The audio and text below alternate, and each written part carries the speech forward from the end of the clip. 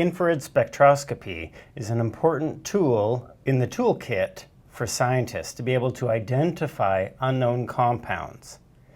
We're going to examine an IR spectrum today, and we've been given a little bit of information to get us started. So we'll assume that another chemical technique has been used to determine the chemical formula of this unknown compound.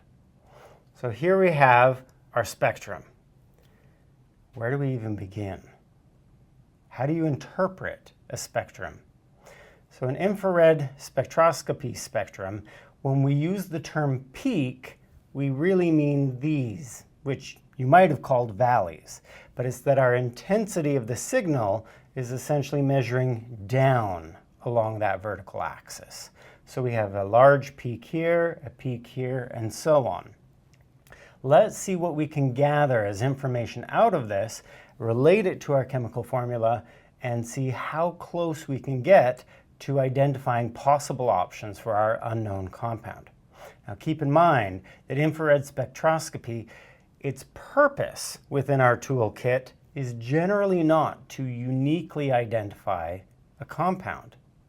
It doesn't have enough information to give us that unique identification in most cases, unless you have a database to look over here within the fingerprint region to uniquely identify that compound. Rather, the main purpose of using infrared spectroscopy is instead to identify the functional groups that are present within your compound, and then you can use other pieces of information fitting the puzzle together to determine as far as you can in terms of what your compound might be. So let's take a look. Here I see some interesting peaks, but the first one that always catches my eye is going to be right here. This peak that's close to 1700 or 1750. That corresponds with an important functional group in organic chemistry. So if you need to, pause the video here, get out your spectroscopy data table, and check what functional group should appear around 1700 to 1750 wave numbers. Okay, now that you have that, what group did you find? Ideally, you're going to agree with me that this corresponds with a carbon double bonded to an oxygen, and that is our stretching vibration for that type of bond. And in particular, your data table identifies different types of carbonyl groups, whether it is a ketone, aldehyde, carboxylic acid, ester, and so on. And that will slightly shift the position of the signal depending on the chemical environment. But keep in mind, other groups within the molecule can also cause electron withdrawing effects that can shift the strength of that bond and thus shift the position where it shows up in our spectrum. So we want to be careful about over-interpreting the parameters or the ranges given within that data table. Okay, so we see that there's going to be C double bond O. There's another peak here. But before we go further, maybe we should go back to our chemical formula and pause for a moment.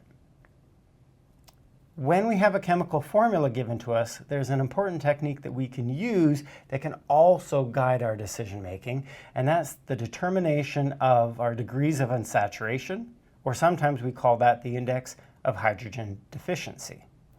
So our degree of unsaturation is going to be 2 times the number of carbon atoms plus 2. We need to add in any nitrogens that are present, subtract hydrogens and halogens, and then divide by 2. In our case, we have 3 carbons, so 2 times 3 plus 2, and then we subtract our 6 hydrogens, and that gives us a degree of unsaturation of 1.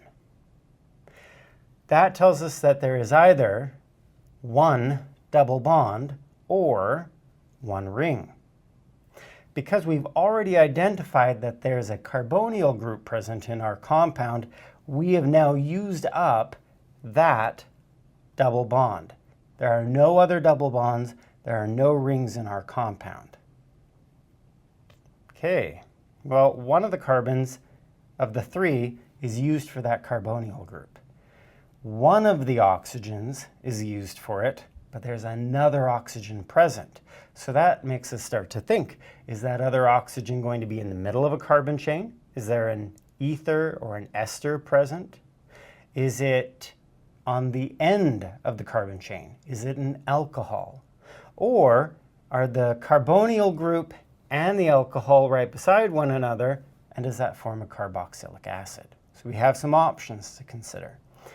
We're looking now at this really big, broad peak. And in particular, look at the position where it shows up in terms of its wave numbers. This peak is a little bit higher.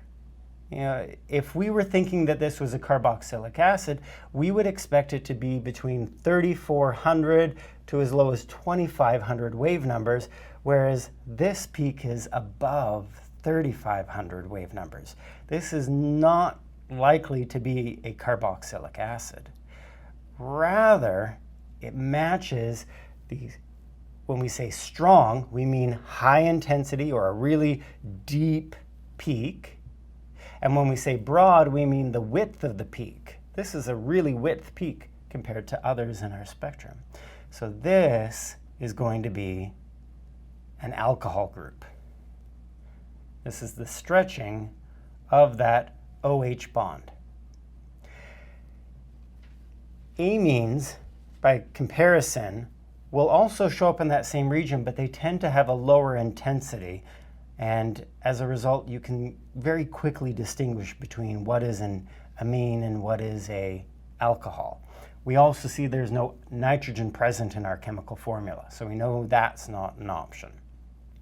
All right, let's start building possible structures. We have a 3-carbon chain, so I'm going to draw that. 1, 2, 3. When I have a 3-carbon chain, there isn't options for splitting. This is it. Now, this carbonyl group, we've decided it's not a carboxylic acid. It might be a ketone. It might be an aldehyde.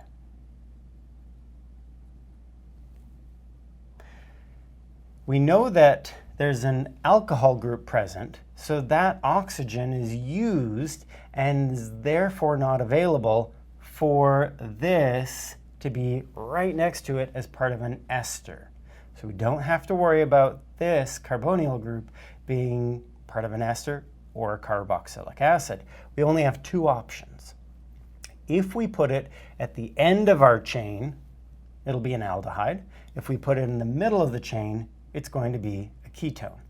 Let's try that as our first option. Here we have it in the middle of the chain. Then we need to add the alcohol group somewhere.